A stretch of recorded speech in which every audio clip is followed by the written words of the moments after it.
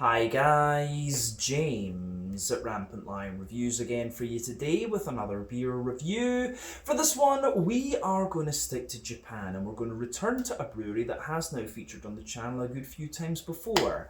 Now, I've had some really nice beers from these guys over the last couple of years. They are still a relatively new addition to the Japanese beer scene, but they've built up a very good reputation for themselves, and if people were to ask me about this brewery, I would say that they're probably best known for the different kinds of IPAs. That said, they have been diversifying quite a little bit in recent times and brewing a lot of different styles, so I do hope that we can check these out on the channel over the next little while. But the beer we're going to have a look at today is one of their latest releases from what I understand. It's a style that I haven't tried from this brewery before, and it's at the completely opposite end of the spectrum from the other beers that I've tried from this brewery as well. So needless to say, I'm very curious to see what this beer is going to have in store for us. Hopefully it's another good beer. Hopefully it makes for an interesting review, and as always, I hope that you guys watching enjoy my take on this one as well. So yeah, for this review then, we are going to head a bit north of me here in Osaka up to Tokyo Prefecture. We're going to go out to the west of the city to a place called Okutama, and that place happens to be home to the wonderful Vertere. So the beer we're going to have a look at today is called Lorinda. It comes in at 10% ABV, and this one is an Imperial Stout.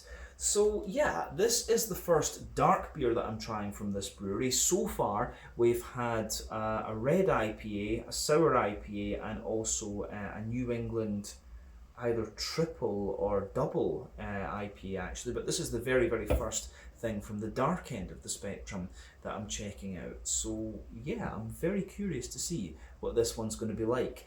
This is yet another beer that I picked up from the wonderful liquor shop Asahiya in Taishibashi Maichi here in Osaka. Lovely little beer shop run by Koji and his daughter Rika, who does most of the work these days because Koji is a little bit older, but they've always got a great selection of Japanese beers, and Vertere are one of the ones that they get in regularly. So yeah, I'm always keeping an eye on what Vertere are releasing, and they very kindly kept this one aside for me. You know, because I come to Japan a little bit sporadically. But yeah, 10% Imperial Stout, my first look at a dark beer from these guys, so this should be really interesting.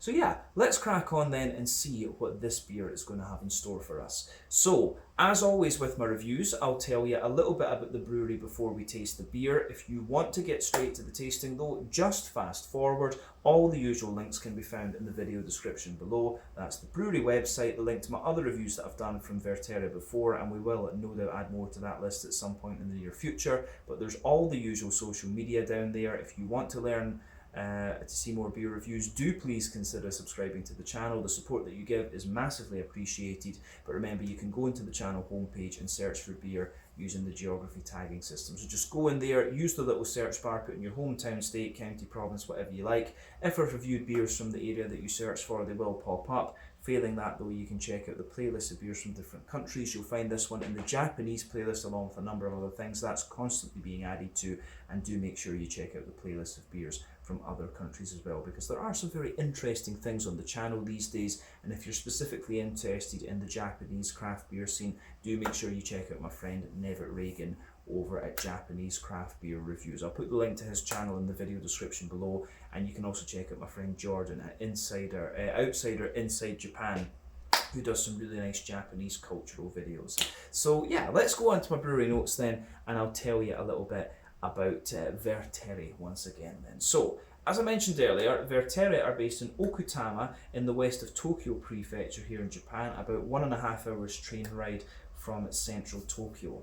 But the two men behind this company are Hikaru Suzuki and Kage Sujinogi, if I'm pronouncing his name correctly, I hope I am, but Sujinogi is the main brewer of the company. So apparently the two had dreamed of starting a company together since they were in high school together, but Kage worked in a brew pub called Koenji and then spent 3 years learning to brew, and also started homebrewing and perfecting his own recipes as well. But the company started in a 70-year-old traditional house about 30 seconds from the front of Okutama Station, staggering distance I guess you could say, but apparently it took them over 6 months to renovate the house and get it ready to host the restaurant and brewery. So they started off with 3 taps in 2015, but they soon upgraded the system to 10, all of which are now their own beers. But the brewing takes place in a small hut of about 7.5 square metres behind the restaurant and the bar counter, and at the moment they've got 2 brew kits, one that's 500 litres in capacity and one that's 1,000 litres in capacity, and they've gradually expanded the fermentation capacity of the brewery over the years. But in 2018 they also started cultivating hops in a field about 20 minutes drive away from the house, and they've been working to build up the hop harvest every year. But they started canning their beers in 2019, and they released their first cans in September of that year as well. Over the last few years they've been working to just build up their sales and get their beers distributed throughout Japan. I don't think these guys are exporting yet. Do correct me on that in the comments section below if I am wrong, though, if you happen to know otherwise. But yeah, they've just been building up their sales and getting their beers out there a little bit more across Japan. They are still a very small operation, of course, in comparison to some others that you'll find, but as of July 2024, when I'm filming this review for you, these guys have produced 100 different kinds of beer, according to Untappd. Like I said earlier, they are probably best known for their different kinds of IPAs. We've done sours, New Englands, and a red IPA from these guys on the channel thus far. But yeah, they're doing quite a variety of different styles these days from what I understand. The guys behind the brewery, of course, do love nature, so a lot of their beers are named after different plants. This one, of course, is the Latin genus of a type of plant from what I understand, but I think we had one that was named after a type of butterfly as well, if I'm not mistaken. So yeah, basically a lot of natural names when it comes to Vertere's beers. And when you think about what the Shinto religion is all about in Japan, respecting nature and natural beauty and stuff like that, it kind of makes sense, to be honest with you. But yeah, that is everything I can really tell you about Vertere for the moment. If you want to learn more about these guys, you can check out the brewery website, you can follow them on Facebook and Instagram to keep up to date with all the latest goings on, and you can check out the Rate Beer, Untappd and Beer Advocate pages to learn a little bit more about all the different beers that these guys have done. So yeah, let's crack on and have a little look at the beer itself. So to tell you about the details of this one, as I said earlier, this one comes in at 10% ABV. It's an Imperial Stout. It's hopped with Nelson Sauvin, which is quite interesting. Not a usual choice for Imperial Stouts from what I can think of. But the malt base in this one is Maris Otter, Pilsner, Carrot Aroma and Carafa 3 Special. There's some dextrose, brown sugar and wood chips added into this brew as well. But yeah, the size of the can on this one is a little bit different. This is a 350 milliliter can as opposed to the usual 500 that we normally get from Vertere. But I think this must just be because of the the fact that this is one of their stronger beers. But yeah, it looks really, really nice. This is kind of similar artwork to what we've seen from Vertere in the past there. Lorinda, as I said, is a genus of plant. Plain silver top on the can there, you can see the braille there, and it tells you a little bit about the flavour profile and stuff on the side of the can here in Japanese too. But that's the whole point of us doing this video, so I'm not going to translate that for you. But yeah, I think this should be really interesting. Let's get it out into the glass and see what it's all about. So, very curious about this one. That looks good, actually. Oh, lost one of my hairs on the bottom of the can there. There we go. But yeah, anyway, you can see this beer has poured pretty much as you would expect from an Imperial Stout. So, before the head disappears on this one, because it undoubtedly will, you can see that the beer is poured with somewhere between 1/3 and 1/2 of a finger of a frothy, I would say kind of fawn coloured head. You can see some medium size bubbles on the surface of the liquid there, a few foamier ones going up the further up the head there, but overall it looks very, very nice. Yeah, you can see the head on this is just foamy, is just fading away to be a sort of thinner foamy layer at the moment, but it looks very, very nice. Yeah, in terms of the colour of this one, I think it's fair to say that this is a lovely sort of dark ebony rosewood colour. If you shine the light through it, it does give you a little bit of that kind of chestnutty edge. But remember, the colour of your beer depends on a few things. One, the type of malts that you use. This goes a long way to determining your EBC rating. 2, length of your wort boil is going to play a role, because the longer you boil the wort, the more the sugar is caramelised, and thus you get a darker colour of beer. Any barrel aging that you do or adjuncts you put into the beer will affect its colour as well. But when it comes to black beers like Imperial Stouts and Porters and stuff like this, it's very, very difficult to affect the colour of the beer with adjuncts. I've only ever seen that done once, and that was with beets, and that was an Estonian brewery, Puhasta, that did that. But yeah, just judging by the appearance of this one, I think, and going by what I know about the malt base in this one, this is an all barley malt Imperial Stout. So yeah, you're not getting the same haziness that you'll get from some of the ones these days that use wheat and oats and things like that. There are a few different ways you can play with the Imperial Stout. You know, you can do a double mash to give you that bigger, more sticky mouthfeel. You can do a longer wort boil to give you some of the more kind of chewy, leathery, brown sugary flavours. You can barrel age them, of course, and you sacrifice a bit of the mouthfeel, but you get these lovely infused flavours. Yeah, it's quite an interesting style to play with, but I get the feeling, just from the recipe and the ingredients in this one, this is going to be a little bit more old school, so we'll just need to see. But there's not too much in the way of visible carbonation with this one. I don't think there's anything else we really need to say about the appearance. Nothing overly surprising about the appearance of this beer when you consider what style it is. But I think we can go on and have a little look at the aroma of this one now. We've said everything we need to about its appearance. So, ooh, that's interesting. Now, it almost smells a little bit like a kind of Irish dry stout in a way. I think I forgot to mention in this one that the oh no, I didn't. I did actually say that. I was going to say I missed out saying that there was dextrose, brown sugar and wood chips in this one. For me, the wood chips come out of this right away. And the thing that you'll notice about wood chips as opposed to barrel aging is going to give you a very smooth woody component to the beer, whereas wood chips give you a bit more dryness, I would say. It's just the difference in surface area, it's chemistry, of course. But yeah, this beer smells a little bit more old school. It actually reminds me of some Japanese takes on Irish dry stout that I've had before. Irish dry stouts are actually pretty popular in Asia, generally speaking, which I was quite surprised about. I really didn't know that. I wouldn't have thought it because of the climate and stuff you have out here. But yeah, this one really has a bit of that Irish dry stout type character to it. But yeah, aroma wise, this is lovely. It gives you everything you'd want. You've got the breadiness in there, you've got the brown sugar, the chocolate, bit of hoppiness, and you've also got that nice kind of fruity character coming out of it as well. But all in all, aroma wise, this is really, really very, very nice. Yeah, I like this with this one. So the backbone of the beer, it's actually a very smooth beer, this one as well. That's one of the first things you're going to notice about this.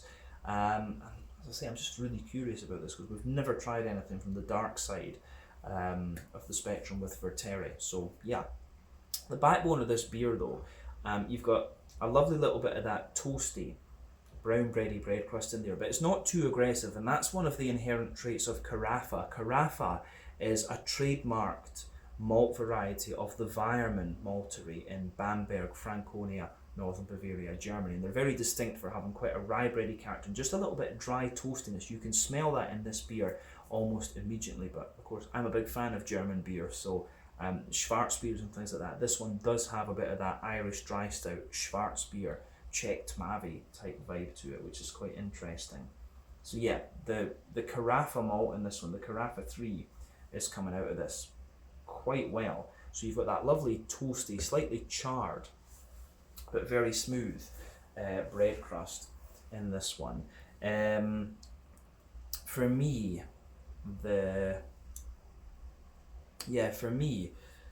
the bread crusty character in this one's really interesting because there's a wee bit of woodiness to it. You do have a little bit of nuttiness as well. There's some, pardon me, some crackery qualities coming out of this beer too. But yeah, rye bread above that, kind of sweet rye bread incidentally as well. But yeah, some nice kind of wholemeal brown bread too. So yeah, rye bread, wholemeal brown bread.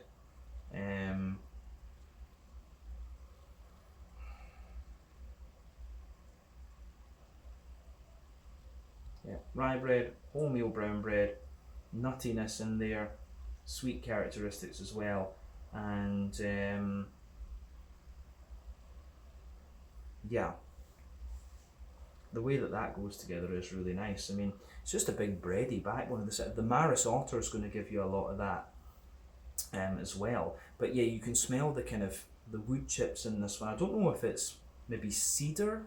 Cedar is very popular. The reason I say cedar is because it's a very popular wood in Japan for like sake barrel aging and stuff like this. Because the wood, it has a bit of smoothness to it, but also a wee bit of aromaticity and a wee bit of dryness. So I do wonder if it's cedar chips that have been put in this. But yeah, on top of the bready character, you've got quite a little bit of, there's a little touch of chocolatey character to this one, but not too much. It's maybe like, I wouldn't go as far as saying that it's like a dry cocoa powder, but it's not far away from that. It is like a slightly drier, you know, maybe 40% cocoa chocolate. It's leaning toward the more milky end of the spectrum, and of course all the woody characters are mixing in with that as well. But yeah, you have a nice bit of brown sugar on top of that. You can smell that brighter. It's almost like a kind of honey, honeycomb type note that's coming out of this one. But in the middle of the nose, yeah, you've got straight up sweet caramel there. Definitely some McVitie's digestive biscuity type characters coming out of it.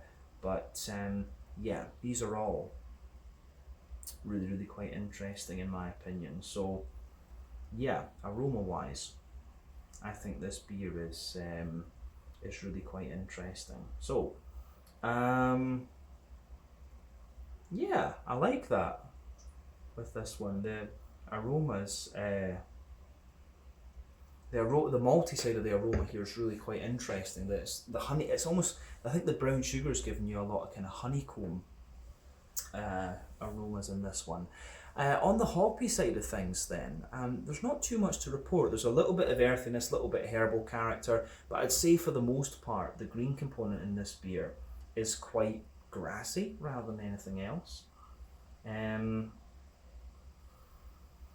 Yeah, I don't think there's too much else to say in terms of hoppy component with this one. The complexity is of course all in the kind of yeast and the malty side of things, but the fruity side of the beer is quite interesting because, you know, Nelson Sauvin, of course, it's a 16% alpha acetop, comes from New Zealand. It's known for its kind of white, green, grapey, almost gooseberry-like characters.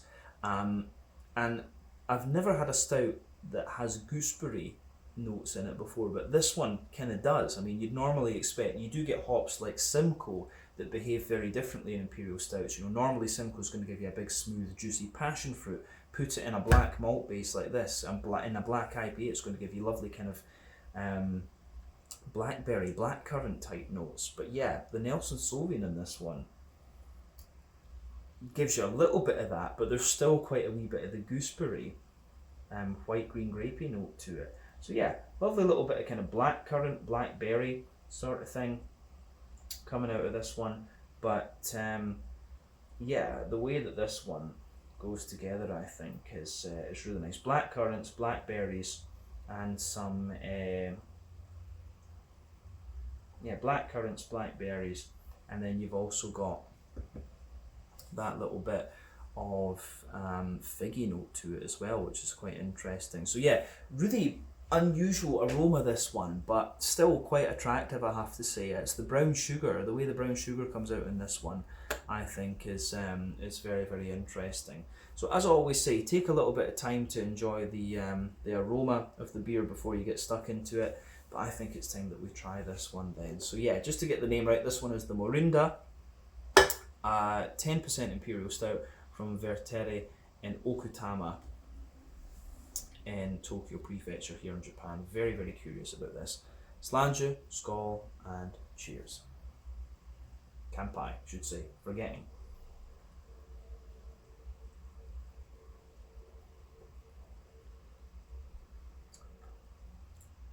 Ooh. That's nice. I'm going to say that is good. First impression, it's interesting because it's a really nice stout. It's a bit difficult to place on the style end of the spectrum. It is it's somewhere between like an Imperial milk stout and a kind of Irish dry stout and an oatmeal stout. It's got a little element of both, of all these things in it, I would say. And I mean, you don't need to stick to these style categories instantly. I just use those to describe a bit more clearly to you exactly what this beer is like. But this one is very, I think it's most similar to an Irish dry stout. And you know, with the dryness you get in the aftertaste, it's like that. But the flavour impact is a wee bit more milk stouty, I would say. But all in all, the way that everything pieces together in this one, I think, is really interesting. So yeah, it is very much like a kind of slightly sweeter Irish dry stout, I would say. But I'm going to say straight away, big thumbs up to Vertere. Shows that they know what they're doing on the darker end of the spectrum as well. I need to just, you know, I think that's the thing to do with this brewery going forward, is just to try different styles from them. We need to try a West Coast IPA next, and maybe a Pilsner or something like that. But as I say, they are a very small operation, so yeah, I think it's just keep an eye on what they're doing, go and visit them at some stage. That's the next step with this brewery. But yeah, they've given me a very good impression of their ability with the dark end of the spectrum. So yeah, where to start with this one? This is lovely. This is definitely worth trying. I'd say it's actually, the flavour of this one is quite a bit better than the aroma would give you the impression of. I was a bit like, maybe this is just going to be okay, but flavour wise, the flavour is a lot better than the aroma. We can say that with this one.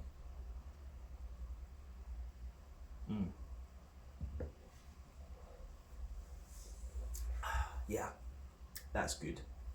The other thing I would say about it is it does have that typical Japanese lightness to it. As I've said in many Japanese reviews before, the Japanese have this impression with beer that it should be light and it should be drinkable, and that's very often reflected in many Japanese beers. Like this one is full of flavour, it's packed with flavour, but it still has that kind of lightness and crispness to it. It might well just be due to the quality of water, because I think when you go to the west of Tokyo like that, you're kind of bordering on the Tohoku region, which is very famous for its sake and things like this, and you've got all the mountain water and stuff up there. But yeah, Japanese beer always tends to be that little bit lighter in comparison with other countries, just because, and I suspect it's just because of the one, the water quality, and two, what the Japanese impression is of beer. It should be light, it should be drinkable. That's just a societal thing. But this, it's a lovely, quite light Imperial stout, I would say, but packed with flavour. Can't ask for much more. But yeah, actually reminds me of, is it the Kurofune stout that I had a few years ago from Hiroshima. There's also, I forget what the one is from Baird Brewing in Numazu as well, but it kind of reminds me of their Imperial stout. Black Bolt maybe. But yeah, let's break this beer down then and describe it a little bit more in depth. Middle third of your palate then. The backbone of the beer is that smooth but slightly charred rye bready bread crust in there. That's the carafa malt. As you go further forward in that middle third of your palate though, you're going to get a little bit of woodiness coming out of the beer into the aftertaste, and then above that you've got that nice kind of Jacob's cream crackery note coming out of it.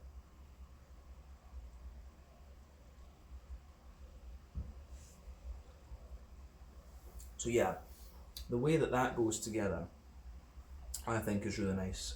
Good little bit of Jacob's cream cracker, like I said, the rye bready bread crust underneath.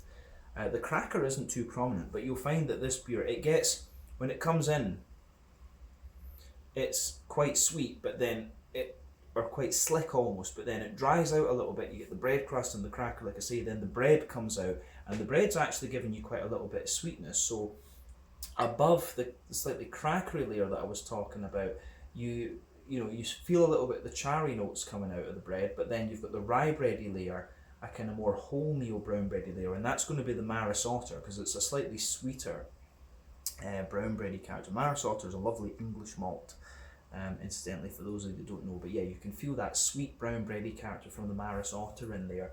Then above the Maris Otter there, you start to get the chocolatey side of the beer. So the chocolatey note in this beer for me is actually slightly dry.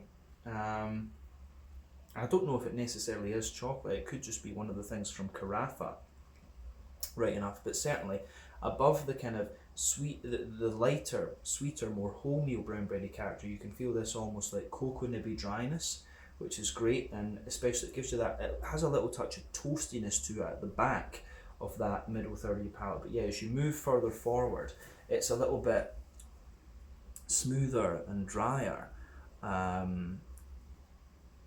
on the it's a little bit smoother and drier as you come further forward, but it does certainly sweeten up and kind of mellow out the further forward that you go. But then yeah, above the chocolatey layer, you start to get the more kind of leathery brown sugars as well. So yeah.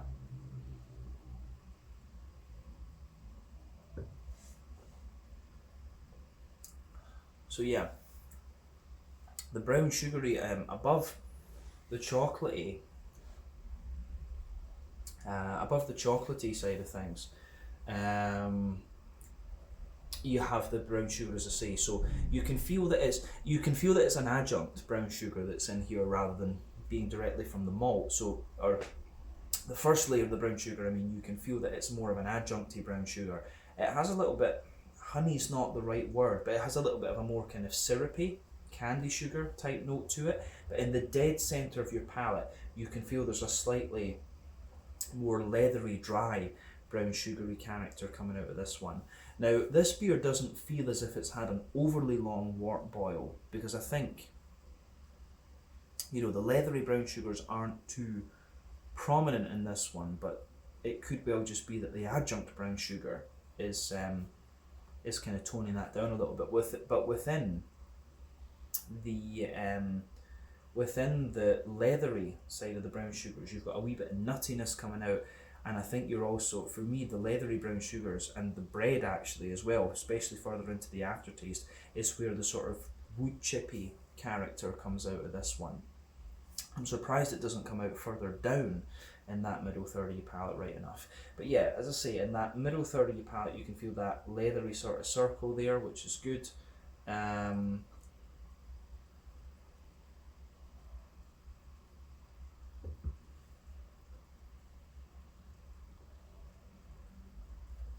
Sort of leathery brown sugars, as we say.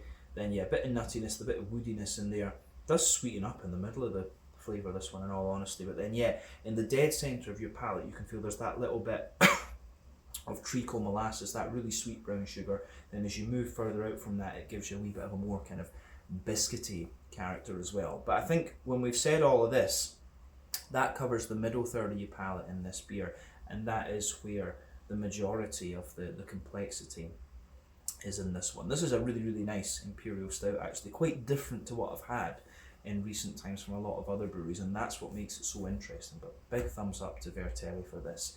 Yeah, let's go to the back third of the palate then. As I've often said, sweeter flavours come out further forward on the palate, more dry and bitter flavours come out further back, and the back third of your palate is going to give you very similar flavours to the middle third, just at different intensities. But yeah, the border region between middle and back third of your palate, you can feel the rye bread in the base, the brown bread on top, and then just a little bit of an almost more toasty bread crusty character on top there. But yeah, the base of that back third of your palate, you can feel the toasty charred bread crust in there, which is a little bit more kind of dry.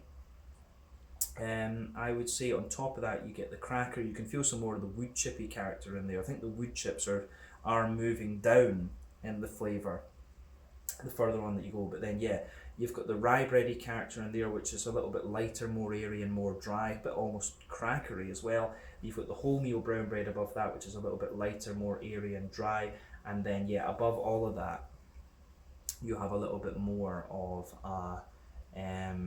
yeah, you've got a little bit more of a kind of toasty bread crusty note from the carafa once again. And above all of that, on the back third of the palate, you've got the yeasty side of things. So the yeasty side of the beer for me, there is a little bit of like sweet rye bread at the core of that, then again wholemeal brown bread around the edge, and then it's almost like a slightly charred bread crusty character around the very edge of it, which is quite interesting. So yeah, the yeasty side of this beer is really interesting, but especially further into the aftertaste as well.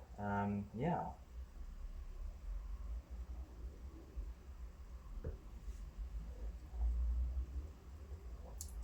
the way that all of that goes together, I think, is it's really nice. The more that I drink of this beer, the more it reminds me of like an Irish.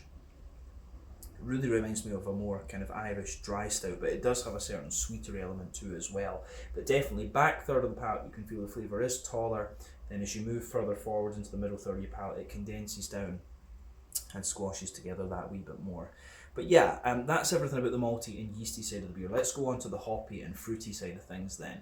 Back corners of the palate, you do have a nice little bit of earthiness in there, and as you move further forward, it's got a little bit of herbal character, and maybe the earthy herbal note spreads a little bit further forward, but then yeah, a little bit of floral aromaticity there.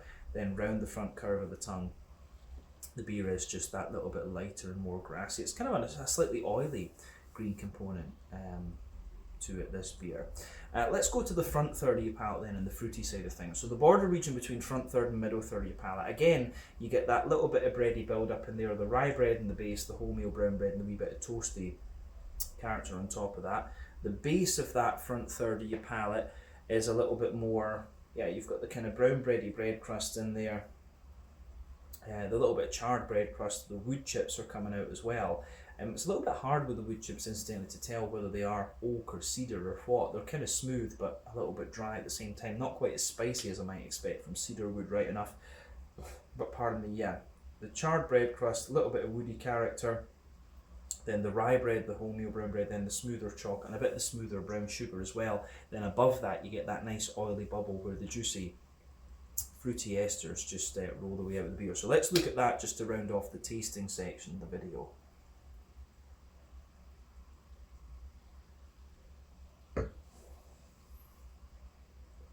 So yeah, for me, the fruity side of this beer is quite interesting, because obviously Nelson Sauvin, not a hop that's really known for Imperial stouts. It's usually Galena and Williamette from the US that are quite popular for that, and Bramlin's Cross from England is a popular one too. Northern Brewer from Germany can work as well.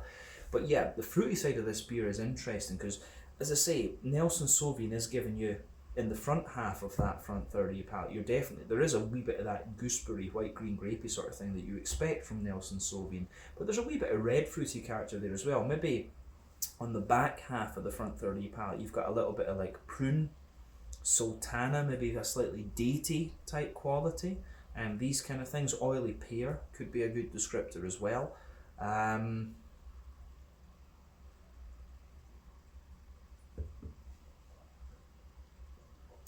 But yeah, on the impact, you're getting a bit more of a figgy note as you reach the middle of that front third of your palate. Then further forward, it's a little bit more black curranty, and yeah, it's a little bit more black curranty and a little bit more blackberry-like, I would say, into the aftertaste as well. So yeah, the way that everything kind of pieces together in this one, I think, is really interesting. The fruity side of it is very nice actually, and this beer has shown me a few different things. This is one of the things you can count on the Japanese to do when they do something like this. They're going to make you think a wee bit about what's going on. But yeah, I think stylistically, to round off this review, I think it is like an Imperial Irish dry stout, I think, and at the sweeter end of the Irish dry stout spectrum as well, I would say. I think that's probably the best descriptor of this beer stylistically, but I like it. I think it's really nicely done. The brown sugar adjunct and the wood chippy character in this one comes out very nicely, and the bready side of this beer is really well done too. So big thumbs up to Vertere for this one. Let's just round off then with a wee look at the mouthfeel. So for me, this beer,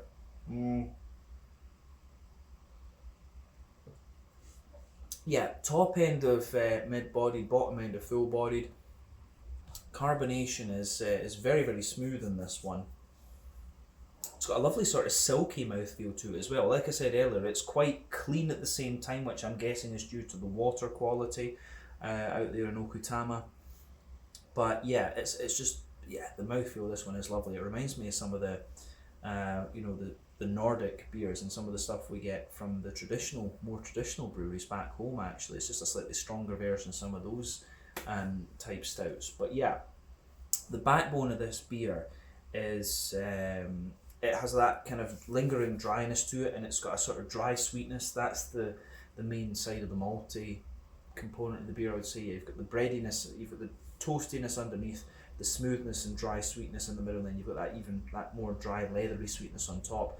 Hoppy characters, I say. IBU count in this beer is probably quite low, maybe like 25-ish IBU, something like that. Although in fairness, the earthiness, there is a wee bit more bitterness out of the earthiness. So 25 or 30 IBUs, I think, wouldn't be out of the question for this beer.